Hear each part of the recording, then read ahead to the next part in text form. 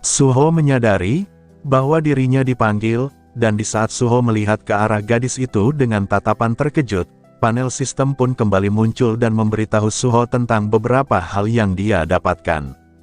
Suho telah mendapatkan fragmen The Evil Deeds Mirror, dan evil yang berada di dalam fragmen itu telah berhasil dimusnahkan sepenuhnya. Setelah itu sistem pun mulai memanggil ingatan yang terdapat di dalam fragmen tersebut. Di sini kita bisa melihat kembali tentang penyebab mengapa gadis itu sampai berniat melakukan hal keji dengan kedua orang tuanya. Nampak gadis itu yang sedang menyendiri sembari memeluk kedua lututnya. Tak lama kemudian, terdapat seseorang yang datang dan mulai membuka pintu ruangan dari gadis itu. Di sana terlihat seorang wanita yang mengenakan baju berwarna ungu dan rok berwarna putih. Di tangannya juga terdapat secarik kertas yang akan diberikan kepada gadis tersebut. Cerita ini dikatakan hanyalah sebuah cerita biasa dari sang gadis yang ingin menjadi seorang hunter. Sebuah cerita yang bisa terjadi dimanapun dan siapapun itu. Rupanya secarik kertas yang diberikan itu merupakan status yang dimiliki oleh gadis itu setelah menjalani sebuah tes psikologi dan fisik. Di secarik kertas itu, kita dapat melihat bahwa sebagian besar kemampuan sang gadis hanya berada di bawah rata-rata. Mulai dari pembuatan keputusan, kekuatan, mana, dan kecepatan, semuanya hampir seimbang. Kecuali satu hal yang paling menonjol, yaitu tulisan. Yang dinilai bahwa sang gadis hanya mempunyai bakat menulis saat mendaftar menjadi hunter. Rupanya wanita yang membawa kertas tadi adalah ibu dari sang gadis.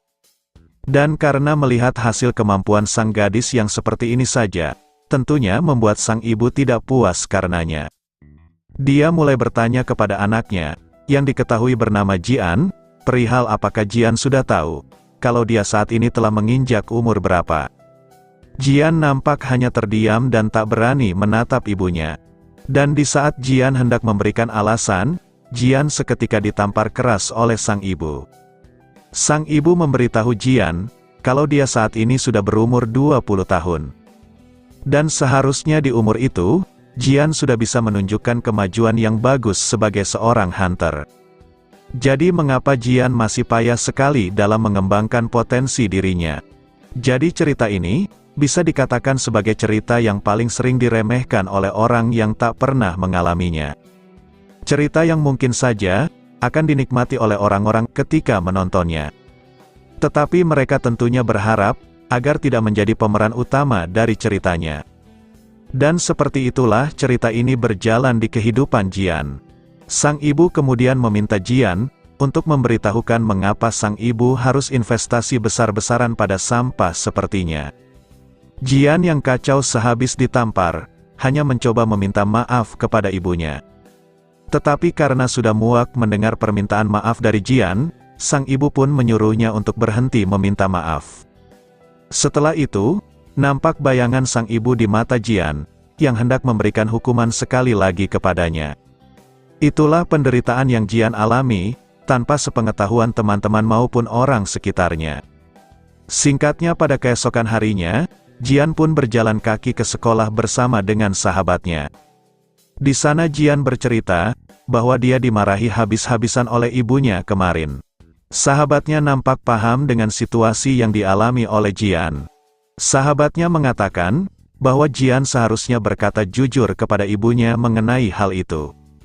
Lagian mengapa Jian menyembunyikan fakta itu dari ibunya? Selain itu, sahabatnya juga bertanya kepada Jian perihal apakah Jian tidak merasa panas. Soalnya Jian akhir-akhir ini selalu saja memakai baju lengan panjang. Jian dengan ekspresi panik, kemudian memberikan alasan kalau tubuhnya mudah kedinginan. Sahabatnya kembali menimpali, padahal suhu hari ini mencapai 27 derajat Celcius, yang dimana 27 derajat itu cukup panas untuk wilayah Korea. Saat mengobrol dengan sahabatnya, Jian tiba-tiba saja terusik oleh seseorang yang menatapnya dari kejauhan. Di sana terdapat seorang penjual gelang, yang dimana tubuhnya diselimuti oleh energi merah gelap. Melihat Jian yang berhenti, tentunya sahabatnya juga ikut berhenti dan melihat kios itu. Jian mulai bertanya ke sahabatnya, kalau apakah kios gelang ini selalu ada di tempat ini. Mendengar kalau Jian menanyakan itu, sahabatnya pun paham bahwa sepertinya Jian tidak tahu info jelasnya. Itu wajar karena Jian sendiri, memang jarang lewat daerah ini. Sahabatnya menjelaskan, kalau daerah ini cukup terkenal karena terdapat banyak benda lucu yang diperdagangkan. Mengetahui dua gadis berhenti di depan kiosnya, penjual misterius itu pun kemudian menanyakan kepada salah satu dari mereka berdua, agar membeli sesuatu darinya. Jian yang menyadari kalau dirinya lah yang disapa oleh si penjual, kemudian bertanya memastikan perihal apakah si penjual berbicara kepadanya. Penjual itu kemudian mengeluarkan satu pecahan kaca, yang dimana di sekeliling pecahan kaca itu terdapat bingkai yang ditulisi dengan tulisan kuno. Jian juga dapat melihat dengan jelas, kalau pecahan kaca itu juga, diselimuti oleh energi merah gelap dari si penjual. Si penjual kemudian memberitahu Jian, bahwa pecahan kaca ini bisa menjadi jimat bagi Jian. Mendengar kata jimat, Jian tentunya cukup penasaran dengan benda itu. Si penjual kemudian mulai membenarkan perkataannya sebelumnya. Si penjual melanjutkan kalau sepertinya Jian membutuhkan jimat ini. Penjual itu nampak menawarkan pecahan kaca itu dengan ekspresi tersenyum licik. Saat Jian hendak memberikan alasan untuk menolak jimat itu, tiba-tiba saja sahabatnya memotong dengan berkata kalau jimat itu cantik sekali. Dan sahabatnya meminta kepada Jian, untuk membeli jimat itu demi kebaikannya. Ditambah lagi hari ujian mereka, akan dilaksanakan pada minggu depan nanti. Dan yang paling mengejutkan dari jimat itu, yaitu harganya yang sangat murah. Pasalnya satu jimat itu, cuman senilai 1000 won saja. Sembari memperhatikan penampilannya melalui jimat kaca pecah itu, Jian pun terpaksa membelinya karena didukung oleh sahabatnya. Jian perlahan mengambil jimat itu dari si penjual, dan mengatakan kalau dia akan membelinya. Si penjual berterima kasih kepada Jian, karena mendengarkan sarannya. Setelah membeli jimat murah itu, Jian dan sahabatnya pun lanjut berjalan pergi. Di dalam hati, Jian berkata, mau dia percaya jimatnya akan mempan atau tidak, tetap tidak ada ruginya juga. Karena harga jimat ini hanya 1000 won, sahabatnya juga mengaku, kalau jimat itu sangat cantik. Sementara itu di belakang mereka, terlihat ekspresi si penjual yang nampak tersenyum sangat puas. Dan seketika itu juga, si penjual pun langsung pergi dan menghilang dari sana. Sehingga kios yang mereka berdua kunjungi itu seakan tidak pernah ada. Singkatnya setelah mereka sampai di sekolah, wali kelas pun kemudian menyampaikan kepada para siswa, untuk maju ke depan saat nama mereka dipanggil nanti. Mereka akan mengambil hasil pemeriksaan fisik dan psikologi untuk yang kedua kalinya. Satu persatu nama siswa pun dipanggil ke depan. Ada Park Serim, Lee Hyun Seok dan lain sebagainya. Di sana juga kita dapat melihat seorang remaja, yang penampilannya mirip seperti Suho, yang juga berjalan mengambil hasil pemeriksaannya. Setelah sebagian besar siswa telah mengambil hasilnya, sampailah nama Yo Jian disebut. Jian merespon dan akan segera berjalan mengambilnya. Wali kelas memberitahu Jian, bahwa Jian harus belajar lebih giat lagi. Jian dengan ekspresi ragu, hanya mengiyakan saran tersebut. Di sana kita dapat melihat, bahwa hasil yang keluar, rupanya sama saja. Jian cenderung lebih menguasai tulisan daripada bidang yang lain. Setelah mengambil kertas pemeriksaannya, Jian pun kembali ke kursinya dan hendak duduk kembali. Jian berkata kepada sahabatnya, bahwa dia sudah menduga kalau jimatnya tak akan mempan. Mendengar Jian menyebut jimat kepadanya, anehnya sahabat itu tidak paham dengan apa yang Jian maksud. Jian menjelaskan kalau bukankah mereka berdua telah pergi membeli jimat itu di kios beberapa hari yang lalu. Jian menggambarkan kalau jimat itu berbentuk seperti pecahan gelas. Setelah mendengar penjelasan Jian tentang kios dan jimat, sahabatnya ini tetap saja tidak paham dengan apa yang Jian bicarakan. Dan apakah Jian sangat yakin kalau hari itu dia pergi bersamanya? Jian menjawab kalau dia sangat yakin telah pergi bersama dengannya. Mengetahui sahabatnya tidak mengetahui apapun mengenai jimat dan kios itu, Jian pun di dalam hati mempertanyakan apa yang terjadi. Singkatnya setelah Jian berada di depan pintu rumahnya, Jian pun kembali kepikiran tentang kejadian tadi siang. Apakah Jian telah salah ingat akibat dirinya yang terlalu lelah berpikir? Jian memang mengaku, kalau belakangan ini dia sering mengalami stres. Di saat Jian memegang dan membuka pintu rumahnya, Jian pun seketika dilanda rasa cemas. Jian dengan takut dan gagap mulai berkata aku pulang kepada orang tuanya. Tetapi yang Jian dapatkan saat masuk ke rumah, ternyata adalah ibunya yang menatapnya dengan tatapan yang sangat kesal. Tatapan sang ibu seakan sudah sangat muak dengan putrinya itu. Jian pun hanya bisa balik menatapnya, dengan tatapan yang penuh dengan kepanikan. Sang ibu sepertinya menunggu kepulangan Jian, untuk melihat hasil pemeriksaan yang kedua kalinya. Setelah Jian memberikan kertas hasil pemeriksaan hari ini, sang ibu kemudian mulai menyodorkan kertas itu kepada sang ayah. Sang ibu dengan nada yang kesal, kemudian berteriak memberitahu sang ayah tentang hasil pemeriksaan putri sampah mereka hari ini. Sang ayah yang melihat hasil tersebut, awalnya hanya menghela nafas dan menatap Jian di belakang sana. Setelah itu, sang ayah pun bertanya kepada Jian, perihal mengapa Jian mendapatkan nilai yang jelek lagi. Sang ayah mulai berdiri dari sofa, dan menyuruh Jian untuk ikut dengannya ke sebuah ruangan. Di tangan kirinya, nampak sebuah tongkat besi, yang sudah pasti akan dipukulkan ke Jian. Jian yang melihat tongkat besi itu, tentu saja seketika merinding dan gemetar takut. Setelah mereka sampai di ruangan yang dimaksud, kedua orang tuanya pun juga ikutan masuk ke dalam. Di sini sang ayah mulai mendorong anaknya, dan memaksanya untuk ikut masuk ke ruangan itu juga. Jian dengan nada yang ketakutan, mulai memohon kepada sang ayah untuk tidak melakukan hal ini. Tetapi karena sang ayah sudah tidak peduli, dia pun menyuruh putrinya itu untuk berdiri dan mengatakan semua kesalahan yang telah dia perbuat selama ini. Jian dengan gagap mulai mengatakan, bahwa dirinya telah mendapatkan nilai yang jelek. Sang ayah tentunya sudah tahu kalau bukan hanya itu masalahnya. Jadi Jian disuruh lagi untuk mengatakan kesalahannya yang lain. Jian kemudian lanjut berkata, bahwa dia juga telah gagal dalam memenuhi harapan dari kedua orang tuanya, meski sudah mendapatkan uang saku dari mereka. Setelah memberitahukan semuanya, Jian tiba-tiba saja dipukul dengan tongkat besi oleh ayahnya. Sontak Jian seketika berteriak kesakitan saat perutnya dipukul dengan sangat keras. Jian juga seketika langsung terkapar, sembari batuk-batuk dan meringis kesakitan. Seakan hukumannya belum cukup, sang ayah kembali menyuruh Jian untuk berdiri kembali. Jian dengan berderai air mata hanya bisa memohon ampun kepada sang ayah.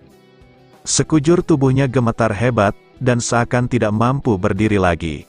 Tetapi saat Jian memohon seperti itu, sang ibu malah menyuruhnya untuk diam karena ayahnya masih berbicara.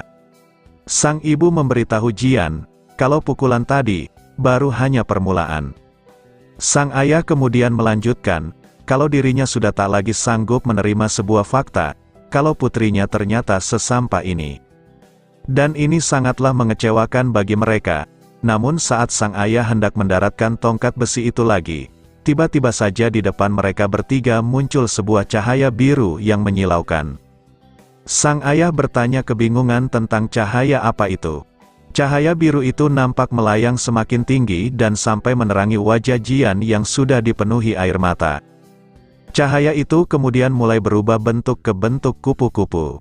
Dari dalam kupu-kupu itu, kemudian terdengar suara hati Jian yang selama ini telah melalui semua penderitaan. Seperti bertanya tentang apa kesalahannya dan kenapa dia harus diperlakukan seperti ini. Itu semua bisa terjadi karena Jian memang lemah. Jadi, jika saja Jian lebih kuat, kalau saja Jian memiliki kekuatan, maka hal ini pasti takkan pernah terjadi pada dirinya. Mendengar semua suara dari kupu-kupu itu, Jian pun berpura-pura tidak memahami tentang apa yang dibicarakan oleh kupu-kupu tersebut. Jian semakin ingin menangis setelah mendengar curhatan isi hatinya. Setelah kupu-kupu itu menghilang, tiba-tiba saja Jian menyentuh kepalanya sambil berteriak dengan keras. Sontak sang ayah dan sang ibu mulai menanyakan apa yang Jian lakukan. Di dalam kepala Jian, Suara-suara itu terus mencoba mempengaruhinya. Suara itu menegaskan, kalau yang dia butuhkan hanyalah kekuatan saja. Jian hanya perlu menjadi lebih kuat dan membunuh semua orang. Dan jika Jian melakukan hal itu, maka semua masalah akan terselesaikan. Sang ayah yang melihat Jian mulai menggila, kemudian memberitahunya bahwa dia tidak peduli dengan apa yang Jian hendak lakukan. Sang ayah berinisiatif untuk terus menghukum Jian sampai kapanpun.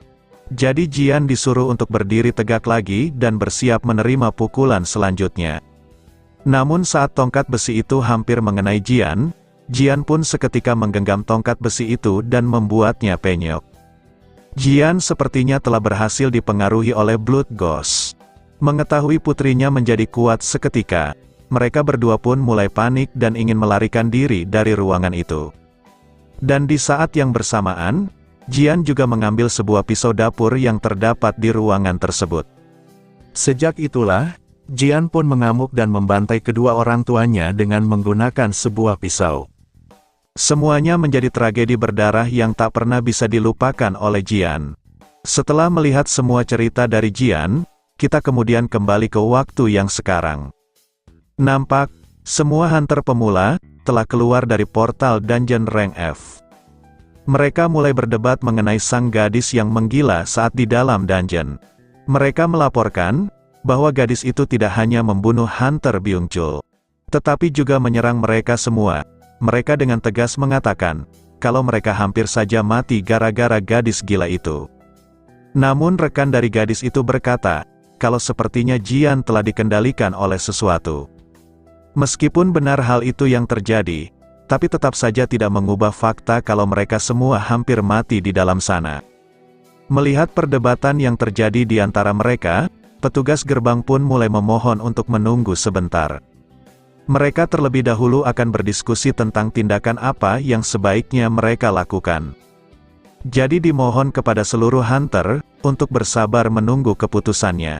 Mereka sedang bekerja keras dalam mencari solusi terbaik.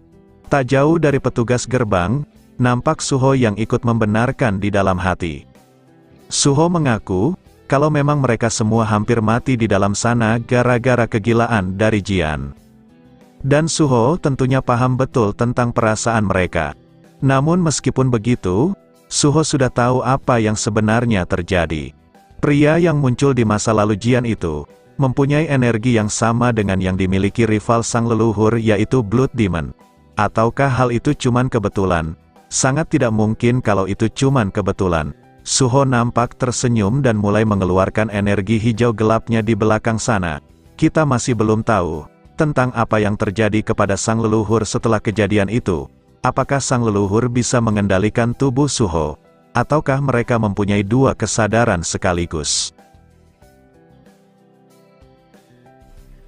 Oke lah, mungkin sekian video kali ini. Jangan lupa untuk meninggalkan jejak di video ini berupa komentar dan juga like-nya. Oke, terakhir nama gue Rusdi, sampai jumpa di video berikutnya. Assalamualaikum.